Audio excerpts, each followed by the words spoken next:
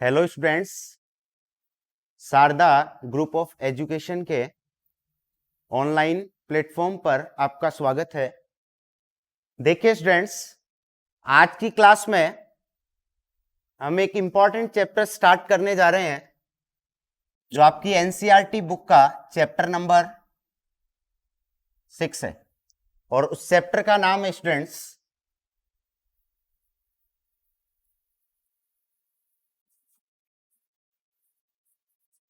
Application of derivatives. अच्छा chapter है, competition के पॉइंट ऑफ व्यू से भी बहुत इंपॉर्टेंट चैप्टर है ये और एग्जाम के पॉइंट ऑफ व्यू से भी इंपॉर्टेंट है। तो सबसे पहले ध्यान से समझना इसको। सबसे पहले तो मैं इस चैप्टर की पूरी समरी बता देता हूं आपको कि इस चैप्टर में अपन कौन कौन से पॉइंट्स डिस्कस करेंगे। सबसे पहला पॉइंट जो इस चैप्टर के अंदर अपन डिस्कस करेंगे वो डिस्कस करेंगे रेट ऑफ चेंज।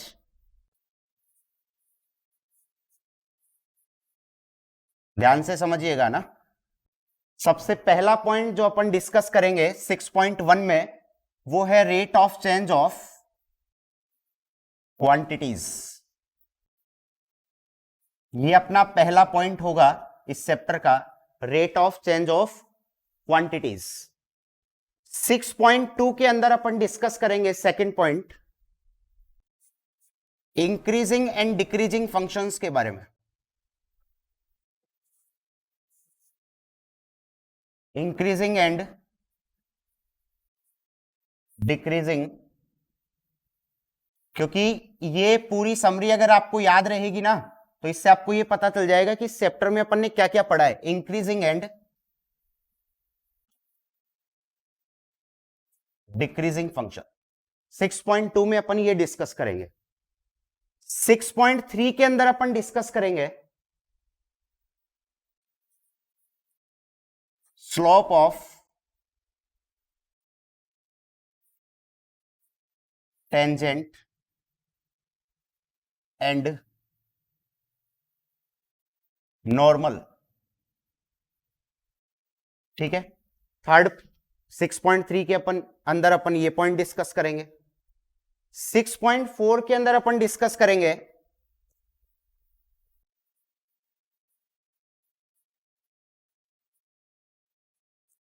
एप्रोक्सीमेशन। यानी इस एप्रोक्सीमेशन के अंदर अपन क्या करेंगे, एप्रोक्सीमेट वैल्यू ज्ञात करेंगे ना। एप्रोक्सीमेट वैल्यू 6.4 के अंदर पूरा जो अपन डिस्कस करेंगे वो डिस्कस करेंगे एप्रोक्सीमेशन के बारे में, जिसमें अपन क्या फाइंड आउट करेंगे, एप्रोक्सीमेट वैल्यू। और लास्ट 6.5 के अंदर अपन डिस्कस करेंगे 6.5 तक है तो 6.5 में अपन डिस्कस करेंगे मैक्सिमा एंड मिनिमा। और इस मैक्सिमा एंड मिनिमा में अपन दो मेथड्स के बारे में डिस्कस करेंगे कि मैक्सिमा एंड मिनिमा निकालने का जो फर्स्ट मेथड होता है वो होता है first derivative test.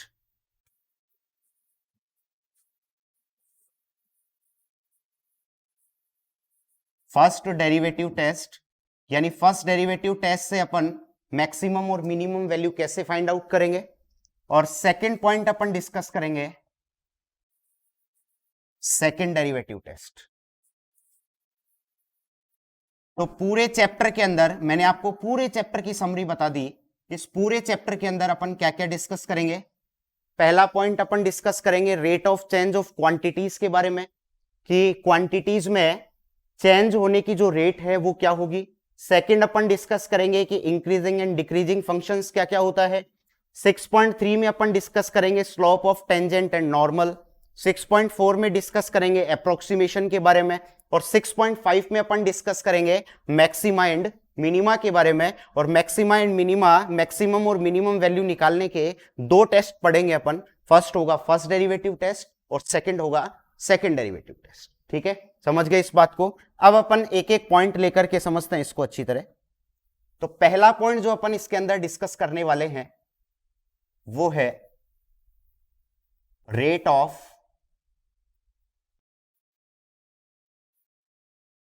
Rate of change of quantities. ये एक्चुअल में डेरिवेटिव का एक एप्लीकेशन होता है कि क्वांटिटीज में जो चेंज होगा, चेंज होने की जो रेट होती है वो डेरिवेटिव का एक एप्लीकेशन होता है। देखिए इसको कैसे समझोगे आप। जैसे मान लो अपने पास में कोई फंक्शन है y is equal to f x. बात समझ में आ रही है? y किसका फंक्शन है? x का। तो इसका मतलब y डिपेंडेड है किस पे? x पे। y x पे डिपेंड है ना। और y अगर x पे डिपेंड है तो y में किसके रेस्पेक्ट में चेंज होगा? x के रेस्पेक्ट में।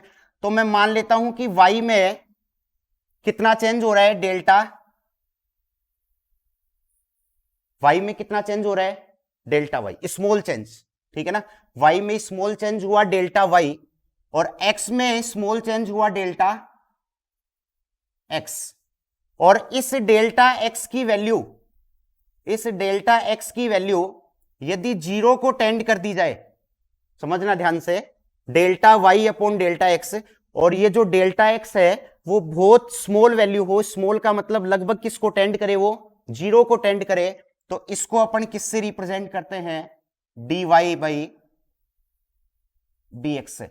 और इसको अपन क्या रीड करेंगे? इसको अपन रीड करेंगे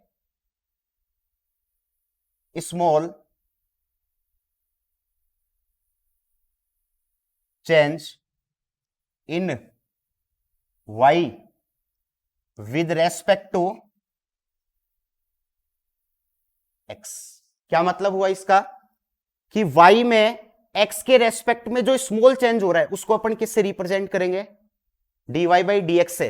या इसको अपन ऐसे भी लिख सकते हैं, इंस्टेंटेनियस। ठीक है ना।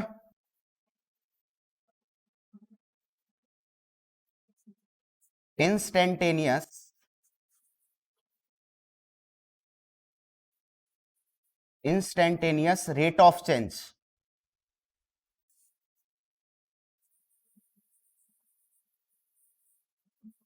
Of y with respect to x। यानी x में, y में x के रेस्पेक्ट जो इंस्टेंटेनियस रेट ऑफ चेंज है उसी को अपन क्या बोलते हैं? dy upon dx। बात आ रही है समझ में? जैसे मान लो मैं ds अपॉन dt की बात करूं, तो यहां पे s क्या है? डिस्प्लेसमेंट। और डिस्प्लेसमेंट में टाइम के रेस्पेक्ट में जो चेंज होता है उसको अपन क्या बोलते हैं? वेलोसिटी। बोलते हैं कि नहीं बोलते? डिस्प्लेसमेंट में टाइम के रेस्पेक्ट में जो चेंजिंग होती है उसको अपन बोलते हैं वेलोसिटी। तो इसका मतलब आप इसको क्या पढ़ोगे? इसको आप पढ़ोगे rate of change, rate of change of, क्या है ऊपर? एस। एस का मतलब displacement, rate of change of displacement with respect to time. बोलो बात समझ पा रहे हो इस बात को? है ना। अब इसके बाद में जैसे बात करूं मैं अगर एरिया की, एरिया ऑफ सर्कल की अगर बात करूं, एरिया ऑफ सर्कल की अगर अपन बात करें, एरिया ऑफ सर्कल की अगर बात करें तो बताओ क्या होता है सर्कल का area? Area is equal to pi r square. बोलो बात आ रही है समझ में? तो इसका मतलब बताओ एरिया किस पर डिपेंड कर रहा है? रेडियस पर। अरे पाई तो कांस्टेंट है ना। तो इसका मतलब आप ये बोल सकते हो क्या, ए प्रोपोर्शनल हो गया किसके? आर स्क्वायर के।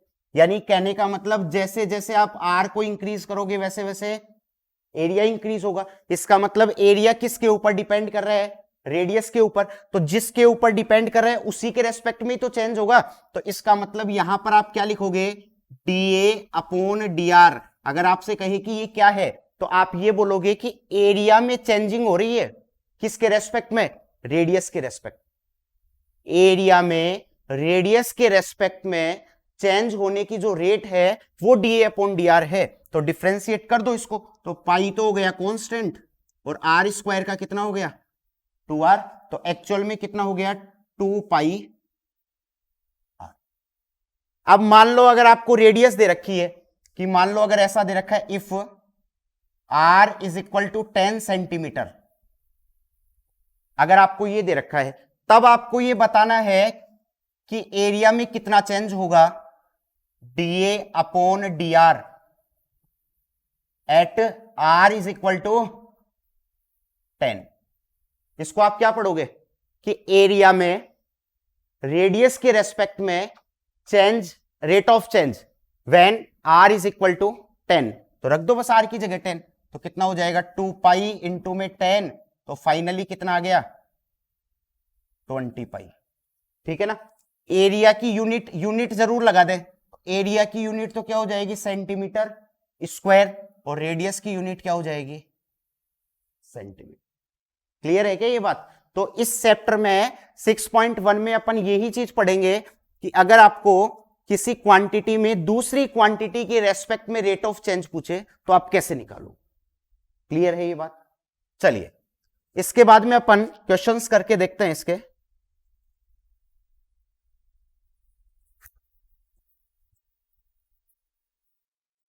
फर्स्ट बुक नहीं है,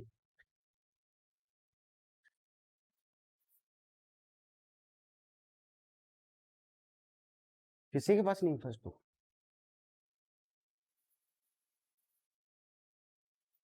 चलो ठीक है, फिर मैं सेकंड पॉइंट डिस्कस कर लेता हूं, फिर क्वेश्चंस अपन बाद में डिस्कस कर लेंगे ना। सेकंड पॉइंट जो है अपने पास में वो है इंक्रीजिंग एंड डिक्रीजिंग फंक्शन। देखना ध्यान से, इंक्रीजिंग एंड डिक्रीजिंग फंक्शंस के बारे में।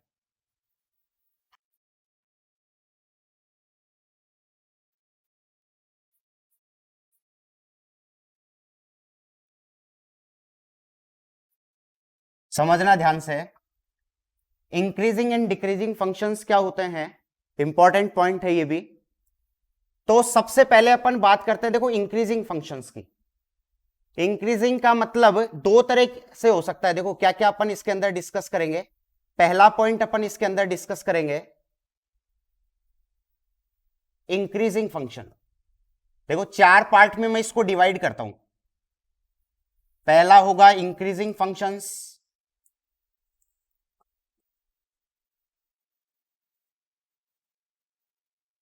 सेकंड होगा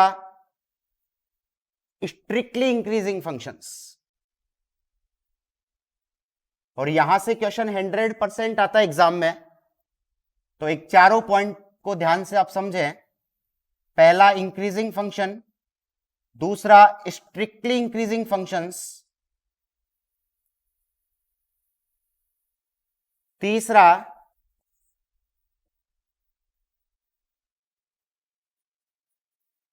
डिक्रीजिंग फंक्शंस, और चौथा जो डी ऑप्शन है वो है स्ट्रिक्टली डिक्रीजिंग फंक्शंस।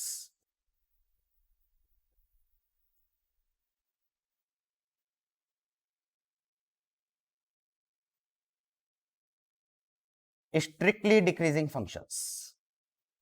तो समझना चारों पॉइंट्स को कि एक्चुअल में इंक्रीजिंग और स्ट्रिक्टली इंक्रीजिंग में क्या फर्क होता है, डिक्रीजिंग और स्ट्रिक्टली डिक्रीजिंग में क्या फर्क होता है। मैं चार ग्राफ ड्रॉ कर रहा हूं यहां पे।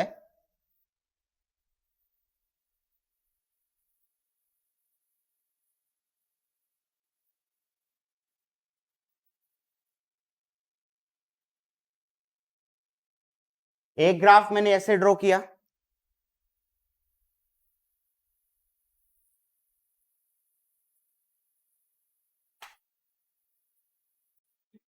एक ग्राफ मैंने ऐसे ड्रॉ किया,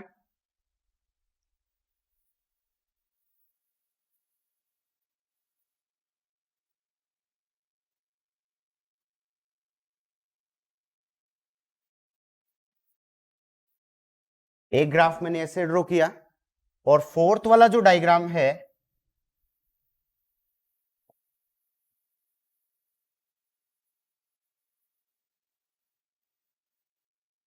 वो मैंने ऐसे ड्रॉ। अब इन चारों ग्राफ्स को समझना ध्यान से। इस ग्राफ को अगर आप ध्यान से देखो जैसे जैसे मैं x को बढ़ा रहा हूं वैसे वैसे y भी बढ़ रहा है। बात आ रही है ना समझ में? जैसे जैसे x को अपन बढ़ा रहे हैं वैसे वैसे y भी बढ़ रहा है, लेकिन कई कई जगह x को बढ़ा रहे हैं तो y कांस्टेंट भी है। अरे यहां से लेकर के यहां तक y कांस्टेंट ही तो है। x को तो आप बढ़ा रहे हो, तो यहां से लेकर के यहां तक अगर आपने x को बढ़ाया तो y भी बढ़ रहा है। यहां से यहां तक आगे गए तो भी x को बढ़ा रहे हो तो y बढ़ रहा है। लेकिन यहां से यहां तक अगर आपने x को बढ़ाया तो y बढ़ नहीं रहा, y क्या है?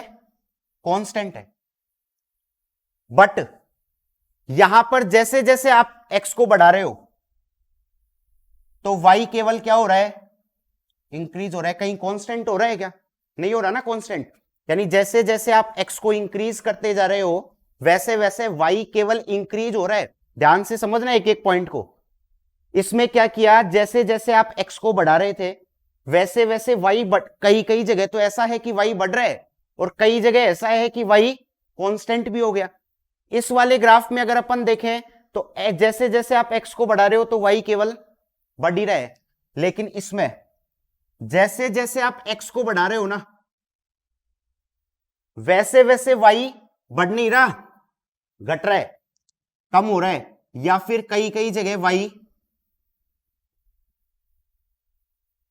कांस्टेंट भी हो रहा है। बात आ रही है समझ में? यानी यहां से लेकर के यहां तक ये फंक्शन कैसा है? कांस्टेंट है। लेकिन इसमें क्या हो रहा है कि जैसे जैसे आप x को बढ़ा रहे हो वैसे वैसे y केवल डिक्रीज ही हो रहा है, कहीं कांस्टेंट नहीं हो रहा। तो इसका मतलब क्या है? इसको तो अपन बोलेंगे इंक्रीजिंग। समझना ध्यान से, इसको तो अपन क्या बोलेंगे? इंक्रीजिंग। क्लियर है ये बात? इन चारों चीजों को अगर तुम समझ गए ना, ऐसे मान लो ये 6.2 पूरी समझ में आ गई तुम्हारे। इंक्रीजिंग, इसको अपन बोलेंगे स्ट्रिक्टली इंक्रीजिंग। क्लियर है? इसको अपन बोलेंगे डिक्रीजिंग और इसको अपन बोलेंगे स्ट्रिक्टली डिक्रीजिंग। क्लियर है ये बात? इसका मतलब क्या है? इंक्रीजिंग का मतलब बढ़ रहा है और बढ़ने के साथ साथ कांस्टेंट हो रहा है। स्ट्रिक्टली जहां लग गया ना, तो स्ट्रिक्टली का वर्ड का मतलब केवल बढ़ेगा या केवल घटेगा। समझ में आ रही है? तो इसका मतलब जैसे जैसे आप y में चेंजिंग कर रहे हो तो इसके लिए क्या होगा? इंक्रीजिंग के लिए तो होगा, ये ध्यान रखना। कैसे पता चलेगा कि कोई फंक्शन इंक्रीजिंग है? तो उसके लिए आप f डैश एक्स निकालो। f डैश एक्स बोल दो, चाहे dy बाई डी एक्स बोल दो, एक ही बात है। अगर f डैश एक्स की वैल्यू ग्रेटर देन और इक्वल टू 0 आ जाए, मतलब फंक्शन आपको दिया हुआ होगा क्वेश्चन में, आप उस फंक्शन का क्या करोगे? डेरिवेटिव करोगे। और अगर फंक्शन का डेरिवेटिव या तो 0 के बराबर आ जाए या 0 से बड़ा आ जाए तो इसका मतलब वो फंक्शन कैसा है? Increasing function. और अगर उस फंक्शन का डेरिवेटिव 0 के बराबर नहीं है, केवल 0 से क्या है? बड़ा ही आए, तो इसका मतलब वो फंक्शन स्ट्रिक्टली इंक्रीजिंग होगा। अगर फंक्शन का डेरिवेटिव लेस देन और इक्वल टू 0 आ जाए तो इसका मतलब फंक्शन कैसा होगा? डिक्रीजिंग होगा। और अगर फंक्शन का डेरिवेटिव केवल 0 से छोटा है, बराबर नहीं है, केवल 0 से छोटा, तो वो फंक्शन कैसा होगा? Strictly decreasing. ये डिक्रीजिंग, ये स्ट्रिक्टली इंक्रीजिंग, ये इंक्रीजिंग। अब मैं आपसे बहुत इंपॉर्टेंट चीज ये पूछ रहा हूं कि क्या हर एक इंक्रीजिंग फंक्शन स्ट्रिक्टली इंक्रीजिंग हो सकता है क्या? सोच के बताना। क्या हर एक इंक्रीजिंग फंक्शन स्ट्रिक्टली इंक्रीजिंग हो सकता है?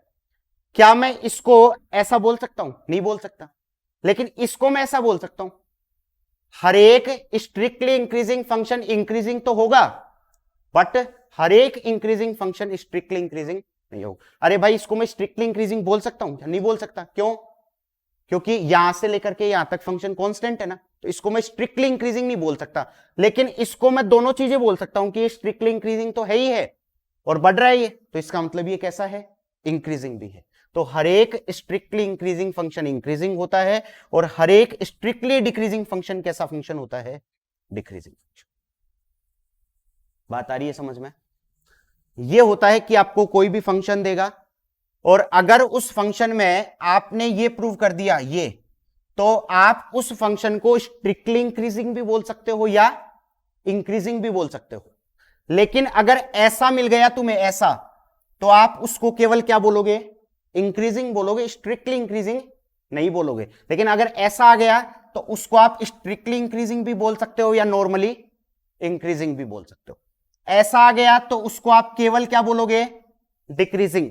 और ऐसा आ गया तो इसको आप स्ट्रिक्टली डिक्रीजिंग भी बोल सकते हो या डिक्रीजिंग भी बोल सकते हो। मेरी बात समझ गए चारों पॉइंट्स को? ये तो है इंक्रीजिंग, स्ट्रिक्टली इंक्रीजिंग, डिक्रीजिंग और स्ट्रिक्टली डिक्रीजिंग चेक कैसे करते हैं, ये मैंने आपको बात समझा दी। अब इसी के अंदर एक पॉइंट ये है, इसी के अंदर एक पॉइंट ये है कि अब इंटरवल कैसे फाइंड आउट करते हैं, वो अपन नेक्स्ट क्लास में डिस्कस करेंगे। तब तक के लिए धन्यवाद।